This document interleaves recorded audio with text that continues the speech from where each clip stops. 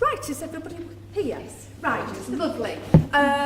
So, this is self-harm workshop that was going to be 45 minutes, but it's now 30 minutes because I'm sure you'll want to also go for your lunch. So, what I would say is, there's these really useful leaflets, pick them up, Coping with Self-Harm, a guide for parents and carers. The other things that I was just saying to others was No Harm Done, also has video clips. I'm going to show you some of the material. It's written by young people being involved as well. So Royal College of Psychiatry, Charlie Waller and Young Minds, so it's a great resource that people can use as well. So in sorry, how you spelling Waller? Waller, W-A-L-L-E-R. Lovely, just checking. Right, Thank you. so let's have a look. So we've got half an hour. If there is anything and you want to ask me, please do so. But also, if there is anything over the lunch, it's a quick lunch break, isn't it? It's only about half an hour. Have a think, and I'm open to questions being asked when we do the panel as well. Yeah. So, what's really important to think about with our young people is it's important to not feel alone, and also don't give up. You're not alone. So, I think often people struggle with self-harm. And find it difficult to talk about, and I think there's something around actually, like I said in the keynote speech, 1 in 5 young people engage in self-harm. But what we also know, adults, and so our young people moving to being adults, that the longer somebody has engaged in self-harm, the increased risk of them having thoughts around taking their own lives. So there's definitely something there where the earlier that we can pick up or a young person can access the support, the most important thing for them. So self-harm's a common coping mechanism for young people who turn to it as quickly as other generations might have used drugs or alcohol. And that's when I was mentioning in the keynote speech, we haven't got time today, but if I gave you 2 minutes to list as many forms of self-harm that you could think about, and I've done that in lots of different settings. Some people will list about 20 or 30 things, so having a bottle of wine in an evening rather than a glass of wine, driving too fast, all sorts of different things that can be done as well, whereas another person can't think of anything. So again, it's what we define and what we see self-harm to be. But this is a parent talking, so saying that this is very much recognising that we all engage in different ways of coping, and it can be a reaction to a whole range of issues which we know are mostly unrelated to being a parent or carer as well. So getting us to recognise that actually if somebody's feeling quite isolated, lonely, feeling excluded from others, you know, finding it difficult, maybe the bullying as well, you know, how people are treating another person can also have an impact for them. We don't want this to switch off. So this is what a parent had put. Having found out my child was self-harming, I was so devastated and confused as to why. My emotions were all over the place, not knowing how to help her, where to go for professional help. It was so stressful. As a father, I just wanted to wrap her up in cotton wool. So acknowledging how difficult and isolating it can be, and also devastating. What parents have also said is, if you've recently discovered that your child is harming themselves, then you're probably experiencing a whole range of emotions, okay? And those emotions are very much the emotions that the young person engaging in the self-harm will also experience. So guilt, shame, anger, frustration, sadness, maybe even disgust as well. So this parent had put, I felt I had failed as a parent. Every cut felt like confirmation of what a bad job I must be doing. So again, actually how it leaves somebody feeling. And I think it's really important for us to be able to think about those things as well when we're thinking about self-harm. And also, often I've heard people describe or say and I've gone in and done training in different schools around the country as well, but I have actually heard people say it's attention-seeking behaviour. And ultimately, if that language is being used, and I said at the beginning around stigma and discrimination, it can just shut the door for somebody. So if I ever hear anybody say attention-seeking behaviour, I say what we need to do is actually say it's somebody in need of attention and actually challenge, but it's still there, it's still terminology that is used. So a parent feeling as if it was something that they may have done. But what we need to remember is, as parents or carers, we're in a great position to support our child's recovery. Acknowledging our feelings, it might be that actually we need to talk to somebody else. So like I was saying earlier, remembering about our own well-being. If a young person, our son, daughter or children are struggling, it can be a really, really difficult time, and we all need our own space as well to be able to access or reach out and get some support. Important though not to focus on the past. Instead think about how you can help make things change. Often people want to know the reasons. I have students that say to me, you know, Gemma, I still can't work out why I struggle with anxiety. I'm not sure why or when I suddenly started to feel depressed. And what I would say is the minute we start to feel a particular way, it's really difficult to remember how you felt before. And the other thing is trying to think about what happened at that time can be really difficult. So I always get people to think about, sometimes people do want to make sense of their experience and their journey, and it might have been, you know, trauma, loss, bereavement, something that actually they do want to explore and do want to access support. But sometimes people don't know, and it can be helpful to think about the here and now and what's going to be helpful to manage that person and to help them support their recovery. And what parents during a lot of the work that was done around No Harm Done is that parents actually recognised that they grew closer to their children as they supported their recovery. So if you think initially,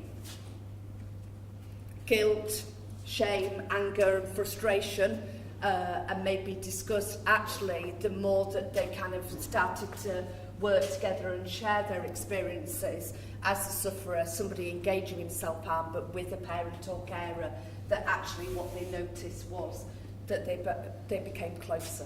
And I think it's thinking about that sideways listening that I was saying. Like I say, it was written last week in The Guardian. It is a useful read as well, just to think about actually how do we listen. Because I know sometimes I'm totally distracted. I get home and I probably haven't heard half of what my son said, and then thought, well, I don't want to check out what he said because that would look as if I was disinterested. But I'd actually be kind of, you know, focused on something else. So self-harm, just want us to be aware of. So these are the key things that when we talk about self-harm, very much what we're thinking about. So it might be somebody that's cutting themselves or burning, maybe overdosing. What we have seen an increase in, unfortunately, is people consuming poison. So it might be products within the home as well, or, you know, garden-wise as well, or people making up concoctions. I had a student who made a horrible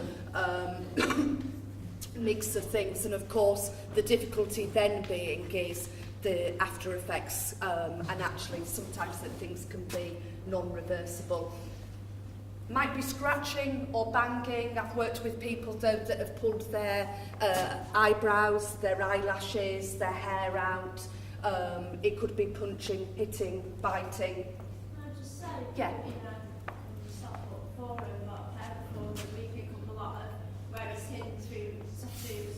Yes. Young people with Yeah. tattoos, so the feeling of that repetitive Yeah. covering tattoos and then having them actually removed.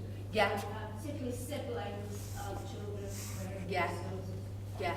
So, and I think, you know, I think people tend to forget that that. Yeah, and also there is where people actually will, so they won't have the coloured tattoos, but they will cut shaping of tattoo into their skin as well. Yeah, thanks, I think it's really important, you know, chip in if there is anything. But I think what I would say is not an exhaustive list. Is overeating? Yeah, so, eating disorders. Because I always think it's anorexia, but it's actually one of my girls is overeating.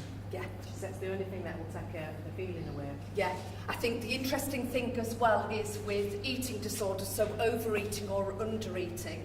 Is that classed as an eating disorder, overeating though? Yeah, binge eating disorder is, yeah. I think the interesting thing when we talk about eating disorders is if you asked somebody that maybe didn't have any knowledge or experience, because there might be people in the rooms that do as well, only 15% of cases of eating disorders is anorexia nervosa. So 15% where somebody is underweight, so that means 85% of people that struggle with eating disorder, it is not necessarily visible as well. So yeah, overeating, binge eating falls within that. And also drugs and alcohol, and what we know is, and then moving in towards adulthood, you know, guys are more likely to self-medicate. It's not to say that girls won't, there's an increase as well, but drugs and alcohol, obviously, using those as coping mechanisms as well. Is it risky behaviour as well, putting yourself in a risky situation? Definitely, as well? yeah. So let me just show you in here. So, what self-harm can be is either direct or indirect. So if you think about the things that I was showing you before, the cutting, banging, tattoos, those sort of things, maybe pulling your eyelashes out, your hair. So it can be direct or indirect. So cutting, for example, risk-taking. So yeah, people will put themselves in very risky places. It might be if you're struggling with self-esteem and self-worth, that actually you find yourself in, you know, relationships with people that actually are not respectful. And I think that's why getting us to think about what a healthy relationship is for young people is also really important. Can I just ask you what indirect self-harm? Indirect is, so that's like risk-taking, so it might be somebody who actually will put themselves in risky positions. They might be in a relationship with somebody who's actually inflicting emotional or physical trauma on them because they don't feel worthy. And the other thing is, if you're struggling with how you feel, it becomes that actually I don't deserve anything nice. So it can be anything, the choices that you make that actually have an impact on your mental health and well-being. What we know is they can be transient, so it can be short-term, but it can also be longer-term.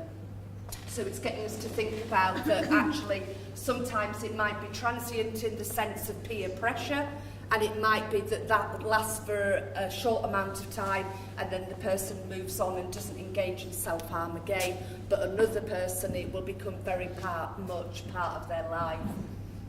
We know it's usually conducted at times of anger, distress, fear or worry, and it's a way of coping with feelings, okay? So I will get people to think about, if you've had a really rubbish and difficult day and you go home, what do we do when we get home? I know that there are things that I will do, and there'll be people in the room where it might be that you have a glass of wine, but a glass of wine becomes a bottle of wine. It might be that you were going running for half an hour and then you're running for 2 hours because the half hour's not been good enough. And if I said to any of us in the room that the things that we do when we get home we can't do anymore, okay, so you can't drink that bottle of wine, actually what it's also going to do is leave the person feeling frustrated and irritated. So it's really hard as well for somebody to work through and manage those emotions as well. So some of the warning signs for us to think about is it might be unexplained cuts, burns or bruises. It might be keeping themselves covered, so avoiding swimming or changing, being withdrawn or isolated from friends and family, low mood, lack of interest in life, and blaming themselves for problems or expressing feelings of failure, uselessness, hopelessness or anger. You know, so I'm rubbish, I'm a failure, I let everybody down, my work's not good enough, nobody likes me. All of those things that could start to kind of show themselves for somebody. But also then if you think of some of the warning signs that I mentioned earlier, so becoming more and more isolated, maybe avoiding contact with others, maybe some level of neglect around appearance as well. So those are some of the warning signs. And then what makes a young person vulnerable? Again, not an exhaustive list, but through the research done and through no harm done is the things that were noticed as well was those individual factors. So somebody struggling with their mental health and emotional well-being. So it may be depression or anxiety, low self-esteem, bullying. And then some of the family factors being maybe mental health difficulties in the family, conflict between the young person and parents, unreasonable expectations. So you've got the individual factors, the family, and then the social factors around difficulties in peer relationships, bullying, media and internet influences as well. Like I say, you know, the impact social media has, like I say, you know, airbrushed lives, so pictures that are there of, you know, people looking absolutely pristine, great, but actually it's probably been altered and adapted 20, 30 times that photograph. So, and there's a lot of focus on people giving feedback on how somebody looks. Oh, your hair looks nice, you look great. Somebody loses a little bit of weight. Instantly people will say, and I suppose getting us to think about actually the qualities of the person themselves and making sure that we, you know, share and give feedback on those things. So those are some of the things. I haven't included everything, but key things that makes a young person vulnerable to self-harm. So why does people self-harm? And these are what young people have said. So one young person said control. I'm 16, every day of my life I've been told what to do from the moment I wake up to the moment I go to sleep. This is just my secret way of asserting a bit of control in my life. It could be around release and communication of feelings, so I'm not good with words, I'm good at cutting. Physical rather than emotional pain. So one young person put it was a physical expression of the emotional pain I was feeling, but couldn't begin to explain. Punishment, if I didn't do as well as I'd hoped, I would then take a load of pills and go to sleep. And if you think about with the emotional well-being and getting us to think about warning signs with the speech first, what we were also recognising was that some people will actually set the bar really high, so be striving for perfect high grades, somebody else will be struggling. And then punishment, if I didn't do as well, I hoped I'd take a load of pills, I think I've said that one, and nowhere else to turn. It's the only thing that makes me feel better. And some people will say it's one thing that I feel that I'm good at. So those are the reasons why some young people have shared why they self-harm. And then if I run through, but if we think about what I was saying about as parents and carers, also our emotions that we might feel. So this is the self-harm cycle. So the young person has lots of big feelings, so lots of emotions, finds it difficult to cope, or hasn't thought of those or been able to develop those strategies, and that's what I want us to be able to think about, how we can build up the resilience, what strategies a young person can use. So they can't cope, so they use unhealthy coping mechanisms. So that might be cutting, it might be binging, so overeating, might be burning, starving themselves under eating. And then what happens is relief. So initially, that's how the young person will feel. But then what happens is guilt and shame. And often that's one of the biggest things that people struggle and suffer in silence because of what other people might say around self-harm and having that misunderstanding as well. So then the young person starts to feel guilt and shame, which results in those big feelings and the vicious cycle. So what we need to think about when we're working with young people is around the guilt and shame, acknowledging and thinking about the big feelings, looking at healthier coping strategies rather than unhealthy, and also around the relief.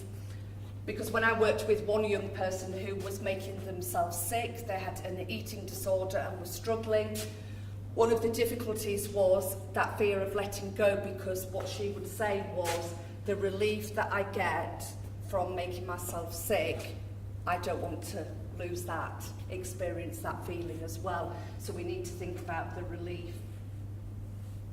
So often I'll actually, go through this with the young person as well, to actually explain the reasons why that cycle keeps going and what they think is going to be a useful place to start in order to be able to think about making some change.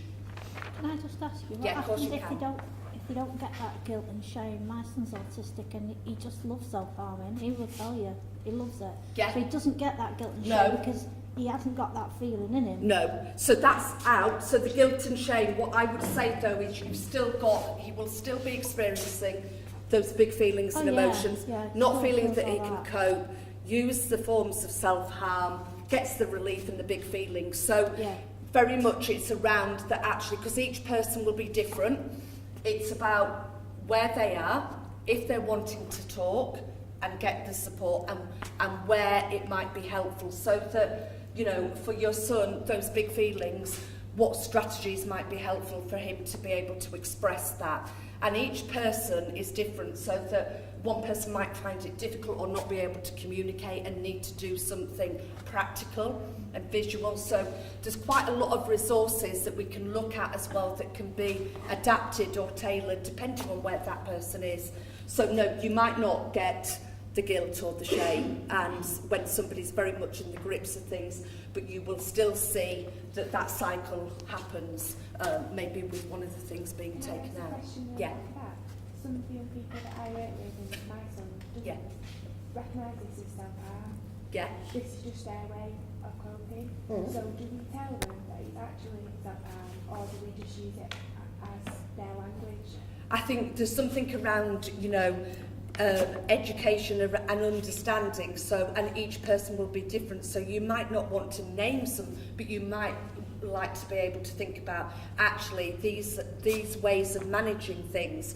I often call them self-defeating because they hurt and punish the person as opposed to being positive coping mechanisms. So something around, getting somebody to think about actually, the dangers, the risks, and actually thinking about healthy coping mechanisms, what things that person can do actually to manage those big feelings and emotions. So some people will want to actually be very open, because I think one of the difficulties is if we avoid, then it's almost saying that there's something wrong. Does that make sense? So, often people have asked me before, where I work at the university and I run a support group for eating disorders for sufferers, and some staff were saying, well, what are you going to call the group? And it's an eating disorder group, because that's what it is.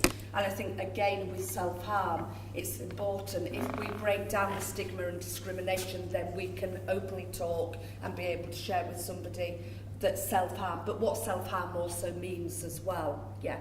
Does that seem okay?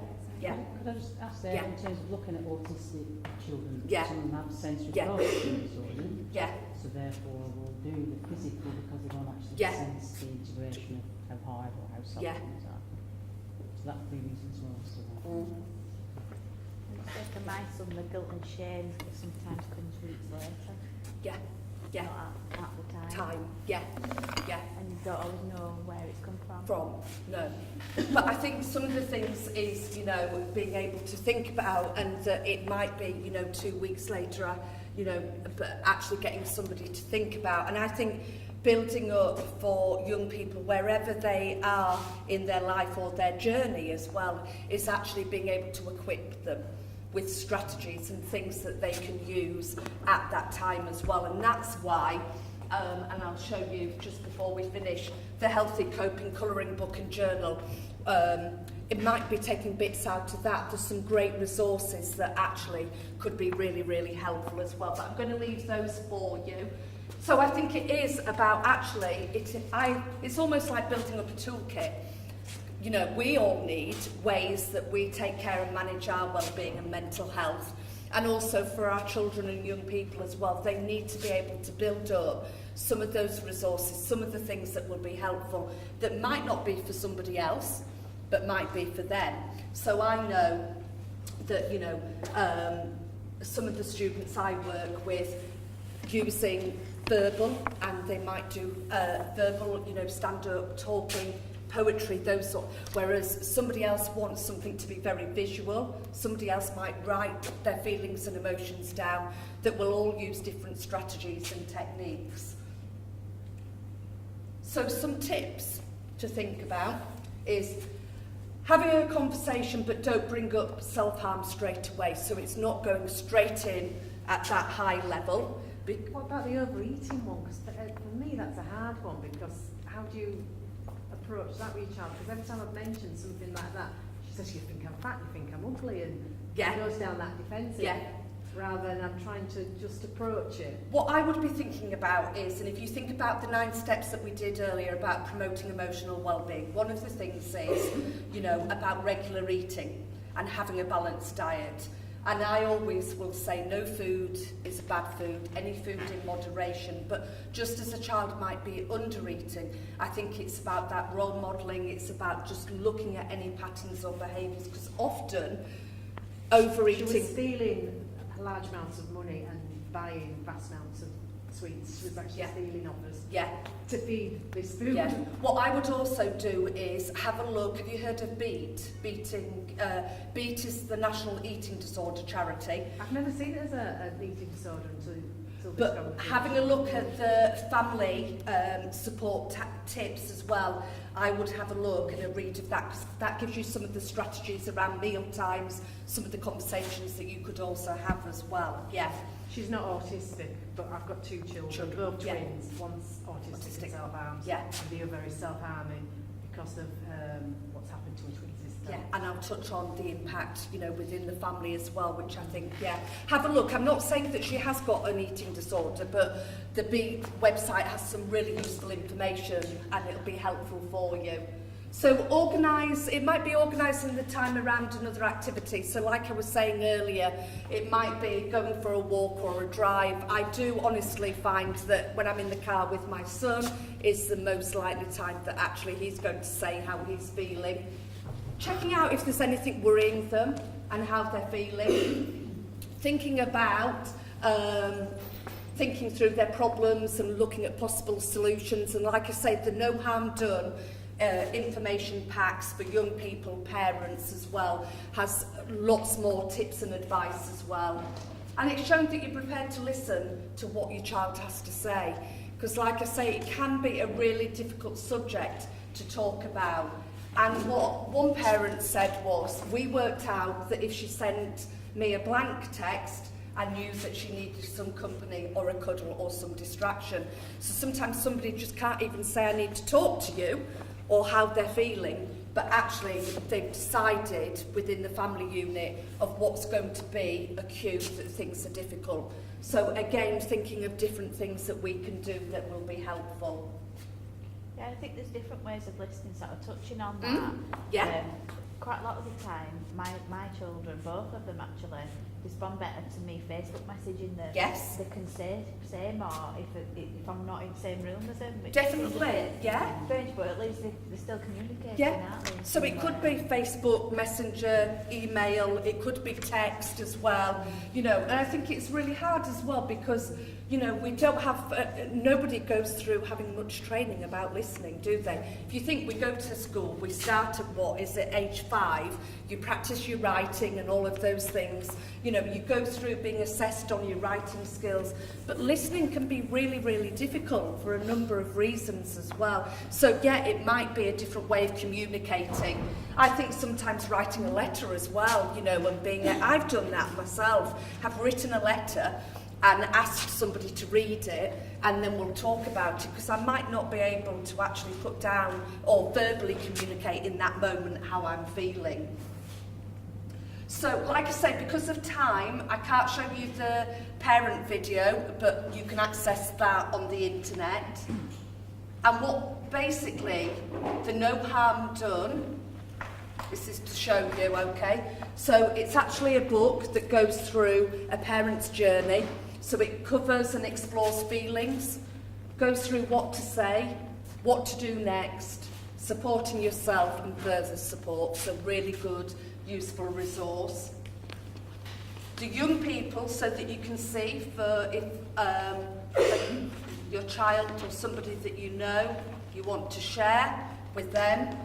So it's written by young people, gives a message of hope, common questions, advice from young people and finding help. So again, really useful, because it might be that that's the first thing that you do, that actually you share with somebody that, you know, able to have a read and look. I'm just aware of time. So I don't know if people have got their phones, or you will be able to have access to the PowerPoint. So apologies because we're running out of time, but the key things is there's a whole range of alternatives to suggest, and each person will be different. So it might be writing or drawing about their feelings.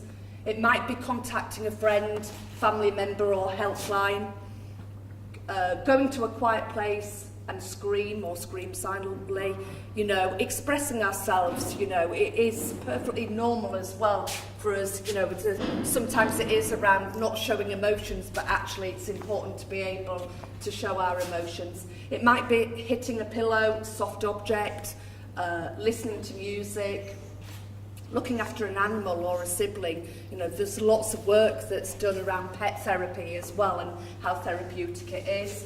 And then a couple of the other things is like clenching ice cubes or drawing red lines on the skin or snapping an elastic band. I know that when I do lots of talks now, if I'm getting a bit kind of, I tend to have my hair bands, so I'm also will say to young people, just because it might be that you use some hair bands, you don't want to go around with an elastic band. It can actually be quite subtle and not noticeable as well. Can I just say, Yeah. what during one instant when my son was self-harming, I took him down, I didn't really speak to him, so I come downstairs and it was midnight, but I just let him play the piano. Brilliant. And, music is, yeah. He turned it up really loud and played it really fast. It wasn't But, great, but, yeah. and I just said, do you feel better? And he said, yeah, and he went back to bed and he was Great. fine. I don't know if you can always use that, but I think what I was trying to show was there were other things that you could possibly do that might help. And a great tip and advice, because music as well, it can be sport, it's going to be different for each person. So, like I say, the Healthy Coping Colouring Book and Journal, it can be ordered through Amazon, is lovely. I've given that to schools for young people to use as well. And it might be bits of it that you want to photocopy or use, or actually having it as a full journal for a young person, which I think is just lovely. And it's got some poetry in as well, and some colouring as well, but also some strategies to think about. And don't give up. People are often worried that they're going to say the wrong thing. Many parents find themselves paralysed with fear of saying the wrong thing to their child, and so might say nothing at all. One time you should say something, shouldn't say something actually, is if your emotions are running high. It's best when it's calm and quiet. I've got a minute. Everybody's going to come in a minute. Are you alright? Right, so quickly, my dad took the time to listen, really listen, he made time for me. I was the most important thing he had to do right then. It made me feel special and allowed me to open up to him. Right. Remembering don't go it alone, which is what I put on the keynote. Remembering despite our best efforts, some young people develop unhealthy coping responses. So having a look at the no harm done. And just to finish, one young person's put, if I could go back in time, I wouldn't change it. It was really hard, but it brought my parents and I closer together, and it helped me learn ways to talk and to cope that I will use for the rest of my life. So sometimes through struggles and difficulties, actually the journey is that I always think that develops somebody's resilience, actually able to recognise and understand that things can be difficult, and actually that this young person put that they wouldn't change it. So thank you to No Harm Done, Charlie Waller Memorial Trust. Like I say, you can pick up the PowerPoint when Graham Gareth uploads it. Further sources of support, so thinking about Young Minds, the Charlie Waller Memorial Trust, BEAT, also the eating disorders, and thanks to Charlie Waller and thanks to you. Thank you. So I think it is now lunchtime. Okay, thank you.